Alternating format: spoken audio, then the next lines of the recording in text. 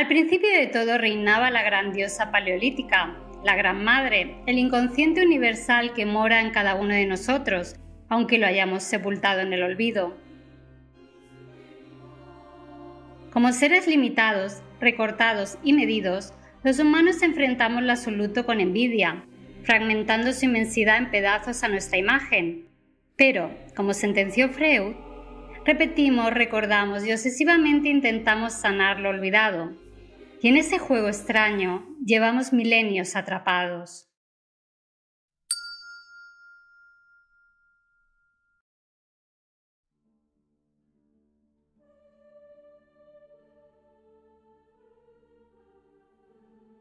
La primera deidad egipcia, Bat, emerge del Neolítico tardío, vista como una vaca celestial ligada a la realeza y la maternidad divinas, cuyos cuernos estilizados forjaron el símbolo del trono divino. De ella nació Hathor, la señora del trono, portando un espejo o un sistro, que es un sonajero, con una copia de su cabeza reducida, un reflejo fractal del sempiterno femenino, que resuena en la naturaleza como único infinito. Para los egipcios, el humor brotaba de lo femenino, coronando a Hathor como la diosa de la risa, la burla, el juego, el baile, la música y el vino. Pero Hathor se fracturó, asumiendo el dios Bes su carácter burlón, una caricatura masculina y deformada bajo la cual Hathor se burla de sí misma. Bes aparece en escenas de coronación, legitimando el poder del faraón, vinculándose así al trono de Hathor. También era crucial en los nacimientos reales, protegiendo a la reina y al futuro heredero, Horus reencarnado. Lo que vuelve a unir a Bes con Hathor, la guardiana de la realeza. En la corte, Bes actuaba como un bufón tocando tambores o danzando, aliviando humorísticamente las tensiones. Por eso, los bufones poseen una especie de sacralidad esotérica. Hathor también se fusionó con Isis, cuyo jeroglífico es un trono y es la diosa de las hechiceras, conocida como Uret-Hekau, grande magia, encarnación de los poderes sobrenaturales.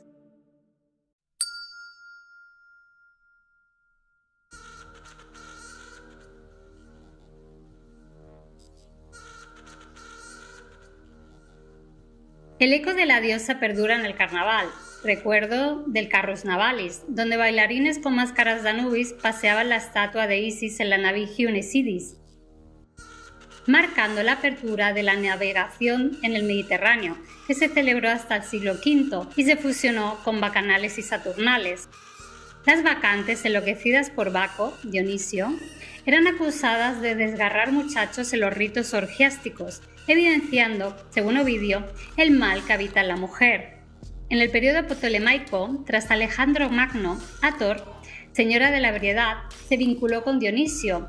Por ello, el templo de Hathor en Dendera ostenta uvas y tirsos junto a sistros, y una inscripción de Ptolomeo IV la describe como una diosa festiva ligada a Dioniso en las ceremonias reales. Este lazo incluye a Osiris, esposo de Isis y a veces de Hathor. Los ptolomeos crearon a Afrodito, fusionando a Hathor y Dionisio combinando aspectos del vino y la danza de ambos. Por su parte, Isis unió a Afrodita, hermana de las Erinias, mujeres horripilantes que conducen a la locura. Afrodita era una diosa dual, por un lado, Afrodita Urania, la celestial, fuente de todo conocimiento, por otro, Afrodita Pandemos, la de las bajas pasiones, la vulgar, que cabalga brujerilmente sobre una cabra macho junto a Dionisio, las bacantes y Pan, el sátiro burlón con patas de cabra. Estos Bes, Dionisio y Pan, parecen ser versiones masculinas y burlescas de Hathor, reflejando el inconsciente colectivo materno disfrazado de bufón, reflejándonos, exponiendo nuestra ridiculez.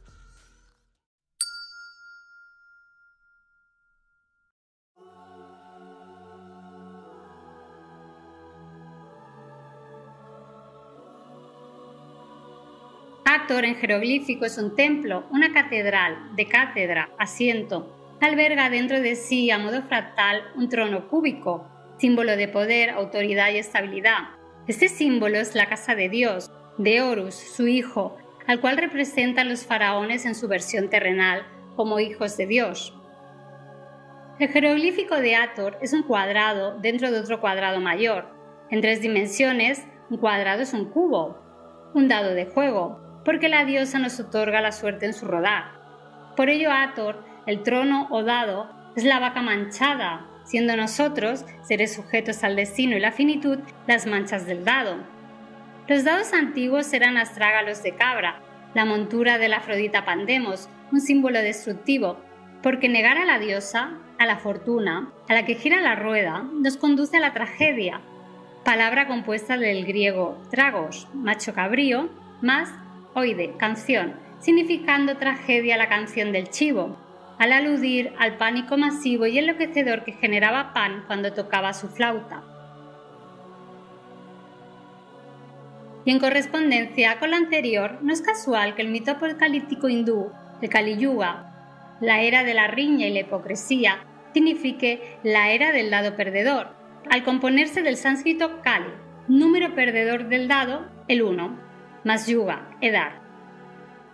Hathor, a su vez, era la que recibe y guía a los muertos, y Afrodita Urania se identifica con la mayor de las parcas, la que corta la hebra de la vida, llamada Atropos, la que no gira, ya que cuando el dado ya no se mueve se acaba la partida. Otro aspecto de Urania era Afrodita Ericina, la del brezo, diosa de las abejas, vinculada a un ritual de sacrificio masculino que reproducía el cíclico asesinato de los zánganos, ganándose así Afrodita Urania el apodo de Andrófona, asesina de hombres. Que Urania fuera la del brezo es interesante, porque los brezales donde crece el brezo eran los bailaderos de las brujas, donde éstas se reunían.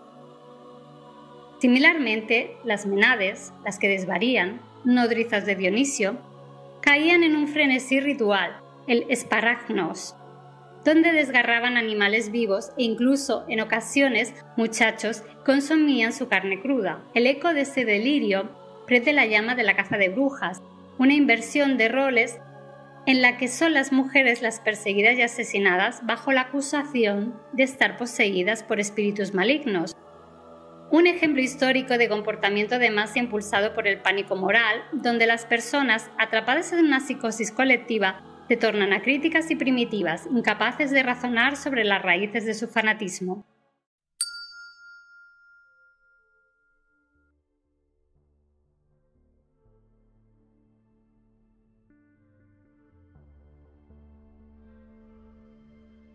La primera mención de una bruja volando en escoba aparece en Le Champion des Dames, 1451, de Martin Lefranc, en el episodio conocido como El vuelo de las brujas de Vaud. En esta obra, las brujas no son representadas como seres horrendos, al igual que en el grabado de las 4 brujas de Alberto Durero, donde se muestran como mujeres comunes. El concepto de la bruja como figura grotesca no comenzó a popularizarse hasta el año 1500. Fue Andrea Mantegna, con su obra La batalla de los dioses del mar, 1500, quien influyó en la imagen de la bruja como una vieja arpía, con senos marchitos que, según la creencia, la llevaban a envidiar a las mujeres lactantes y, en un acto de venganza, a devorar a sus hijos. Poco después, entre 1500 y 1501, Alberto Durero creó su icónico grabado Bruja montando una cabra al revés, inspirado en las historias que describían a las brujas convocadas al Ludus Dianes Herodías, el juego de Diana y Herodías, un banquete presidido por Satanás.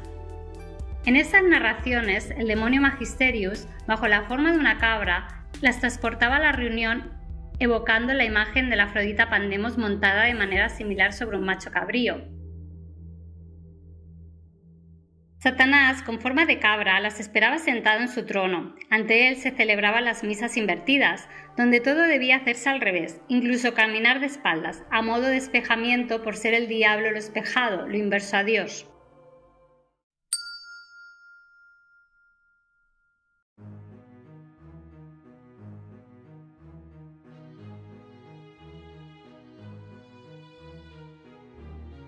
Hathor, la diosa del juego y del vino, haciéndose la loca, porque lo que más ha llamado a la mujer a lo largo de la historia ha sido loca, se disfraza de bufón, ocultándose bajo diversas máscaras. Una de ellas es el apóstol Santiago, debido a que Venus es la perla de todo conocimiento, la de la concha, símbolo del canal de parto que ostenta Santiago, siendo además Vieira cognado de Venus. La campiña de los juncos era un paraíso egipcio donde moraban los dioses y podían entrar las almas en forma de oca que hubieran superado las pruebas del inframundo. Por eso, el juego de la oca es un fractal del Camino de Santiago y Santiago es el dado, al derivar su nombre, Jacob, del hebreo Jacob, que significa el que apoya el talón en el suelo, el que sigue de cerca a los demás, el que oculta su intención o voluntad y manipula a los otros, o el que pone cara de póker, es decir, el que agarra del talón. Esto se relaciona con el hebreo akab, que es talón, calcañar o bajar el talón, un eufemismo de tener a alguien cogido por los huevos, la sede de su voluntad, en el sentido de manipularlo sutilmente para tomar el control de forma inconsciente. Y en este punto es importante volver a subrayar que los dados primitivos eran huesos de astrágalo. Además, Jacob está conectado con el hebreo Yekeb, que significa tina cubo o cubo de vino, o hueco en la roca que recibe el vino del lagar, el cubilete del dado, mientras el latín cubus, del griego cubos, significa cubo o dado de juego azar. Así se podría decir que Jacobus tiene cara de póker porque, a diferencia de nosotros, conoce nuestro destino, siendo la casa de Dios la casa que siempre gana.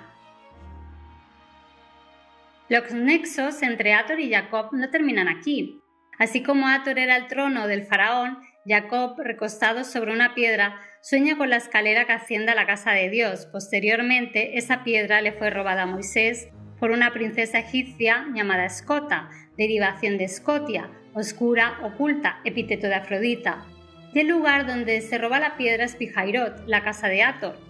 Escota es la primera reina mítica de Irlanda y la epónima de los escoceses, y la piedra es la piedra de Scone, conocida como la piedra del destino o piedra de la coronación, que es una de las joyas de la corona escocesa sobre la que desde Kenneth I de Escocia hasta John Balliol todos los reyes escoceses han sido coronados, porque Eduardo I de Inglaterra saqueó la abadía de Scone y se llevó la piedra, que desde entonces se guarda en la abadía de Westminster y se construyó un trono sobre ella, la silla de la coronación o silla de San Eduardo, sobre la cual todos los gobernantes británicos han sido entronizados excepto María II de Inglaterra.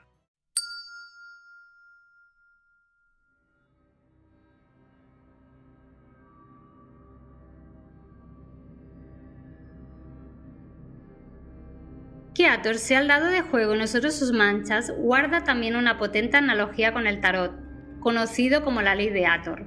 Los arcanos mayores del tarot son 22 cartas, pero en relación únicamente 21 cartas poseen numeración, igualándose a los 21 puntos del dado, mientras el arcano del loco, el tarado o joker, es la única carta sin número, al ser el propio dado, porque la diosa, a diferencia de nosotros, carece de número y medida. Durante la caza de brujas, no solo se quemaron mujeres, sino también tarots, naipes y juegos. Un ejemplo fue cuando San Juan Capistrano, en San Esteban, predicó contra el frenesí desenfrenado del juego. Atemorizados por su ardiente sermón, la multitud quemó todos sus juegos. Así, muchas barajas de tarot fueron destruidas por la Inquisición. Esta versión al tarot y a los naipes por parte de los inquisidores quedó registrada de nuevo cuando el cazador de brujas Pierre de Lancre publicó un libro en el que afirmó sobre la cartomancia. Es una forma de adivinación de ciertas personas que toman las imágenes y las ponen en presencia de determinados demonios o espíritus que ellos han convocado a fin de que estas imágenes les instruyan sobre las cosas que ellos desean saber. Aquí hay un vínculo importante, pues a Andrea Mantegna se le atribuye la creación de los tarocchi, unas cartas italianas que se creen precursoras del tarot. Sin embargo, los triunfos iluminados de Carrie Yale, encargados por Filippo Maria Visconti, parecen ser los mazos de tarot más antiguos que aún se conservan, aunque ninguno está completo. En las cartas de Mantegna aparece la virtud cardinal de la prudencia. En su mano derecha lleva una brújula, como una guía para medir sus pasos, y a la izquierda sostiene un espejo donde se mira a sí misma, buscando la verdad que ilumina su camino. Este espejo conecta con el ermitaño del tarot, que lleva un farol con una estrella dentro, simbolizando la introspección que nos ayuda a conocernos mejor. Ese farol es como una luz guía y esa estrella es como un eco de Isis, la protectora de los marineros, la que alumbra el camino, conocida como Isis Faria, la diosa del faro.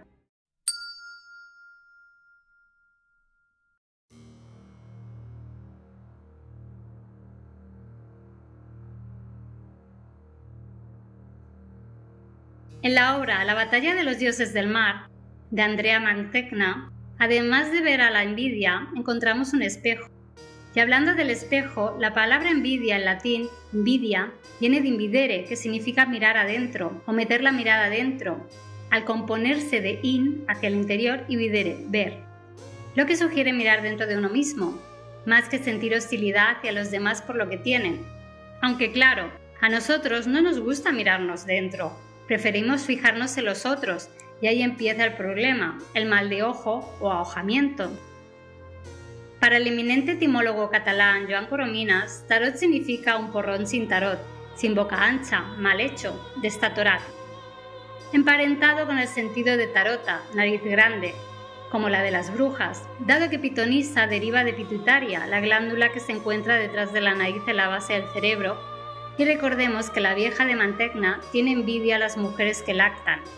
Este dato es importante, dado que la pituitaria o hipófisis, la glándula del control maestro, produce la hormona prolactina que provoca la lactancia. Esta glándula está situada sobre la silla turca, el asiento del alma, el hueso esfenoides, e Isis, la maga camamanta, es el trono que todo lo sustenta. Aquí vuelvo a lo pictórico porque la verdad siempre se manifiesta en el arte, el absurdo, el chiste y los juegos de palabras, por ser los medios que emplea el inconsciente para mostrarse. En su obra, La extracción de la piedra de la locura, de 1500, el Bosco pintó un hombre al que la sociedad de mente rompe, volviéndolo loco.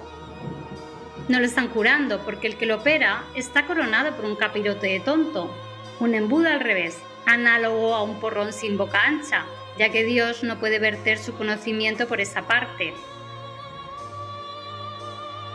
El operado nos mira aterrado mientras le extraen la piedra, simbolizada como una margarita. Y lo más revelador es que el cuadro es un espejo en el que uno se mira, alertándonos de que la víctima somos nosotros mismos. Para colmo de la casualidad, estos espejos redondos, típicos del renacimiento holandés, se llaman sorciere, bruja, u oeil de sorciere, ojos de bruja. La margarita es análoga a la perla como fuente de conocimiento. Hathor e Isis transmitían alegóricamente su conocimiento amamantando al faraón para hacerlo digno del trono. La relación entre la lactancia y la margarita, la flor de Freya, la Venus nórdica, está en que las glándulas mamarias se disponen como los pétalos de esta flor. Por eso aparece grabada en los pechos y el tocado de Hathor. Freud dijo que las mujeres tenemos envidia de pene. Pero psicoanalíticamente, en la caza de brujas lo que se ve más bien una envidia de lactancia, y en concreto envidia del conocimiento que se transmite de madre como inconsciente colectivo. En El martillo de las brujas, la obra cumbre de la histeria colectiva brujeril, se dice que fémina viene de fe y minus, sugiriendo que la mujer siempre tuvo menos fe que el hombre, pero esta deducción etimológica, además de maliciosa, es falsa, porque en latín fémina significa hembra, la que amamanta, relacionado con mamar, chupar, que en griego originó tele, pezón. También félix, feliz, y fecundos, fértil.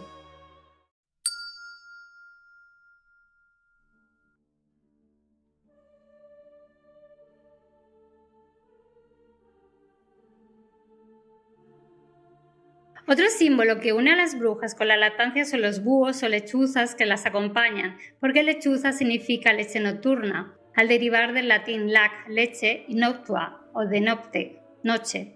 No siendo casual que en la época clásica las brujas aparecieran como estriges, unas criaturas saladas semejantes a las arpías o lechuzas que se alimentaban de la carne de bebés. El bufón es el loco del tarot y la palabra loco procede del italiano loco, mochuelo, estúpido, emparentada con el latín fallis, fuelle, globo, saco de aire, engañar y disfrazar. Por ello los payasos usan globos o fuelles porque Hathor insufla el hálito vital incluso a los necios.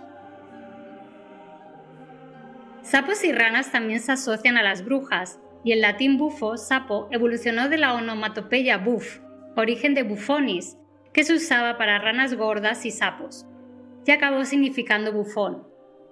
Transformar a los herederos al trono, los príncipes en ranas, es un modo alegórico de señalar su estupidez, como hacen los bufones al burlarse del rey, dado que tanto bufones y brujas son espejos de los tontos.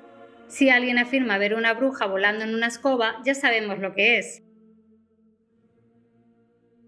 Este es el motivo de que el sombrero de la bruja sea un cono, porque simula un capirote de tonto, un porrón malogrado, donde no se puede verter conocimiento porque está invertido. Y ya por su parte el gato es compañero de la bruja porque Hathor, en su versión de felicidad, adopta la forma de la diosa gata Bastet.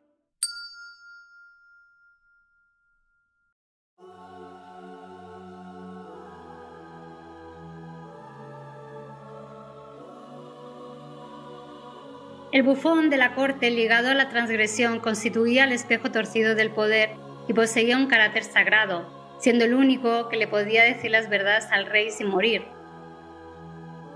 La bruja, en cambio, era el chivo expiatorio. Esto nos recuerda que el inconsciente nos dice que nuestro yo es solo una máscara. La palabra persona, del latín persona, personalidad, carácter, papel que uno representa en una obra teatral, deriva del etrusco persu, relacionado con el griego presopon, máscara, de pros, delante, y opos, cara, es decir, delante de la cara. Máscara viene del catalán mascarar y esta del italiano marchera. En provenzal, occitano e italiano norteño, masca significa bruja, igual que el latín medieval, masca, bruja, fantasma, espectro. Quizá una latinización del celta mask, negro o tiznado. Esto la emparenta con el árabe mashara, antifaz, payaso, bufón.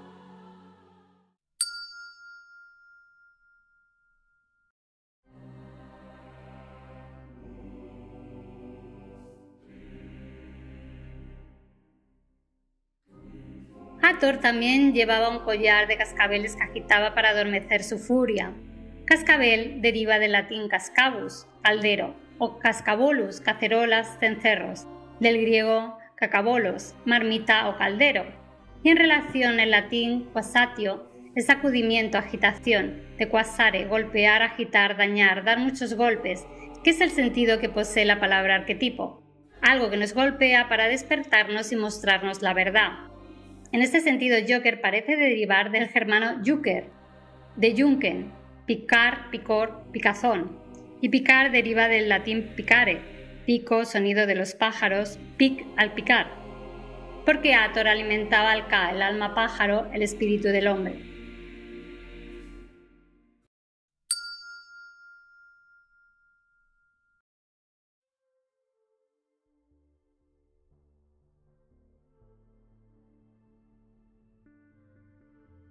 La diosa siempre nos golpea, nos muele, nos barre. ¿Y qué une la escoba de la bruja con el bufón?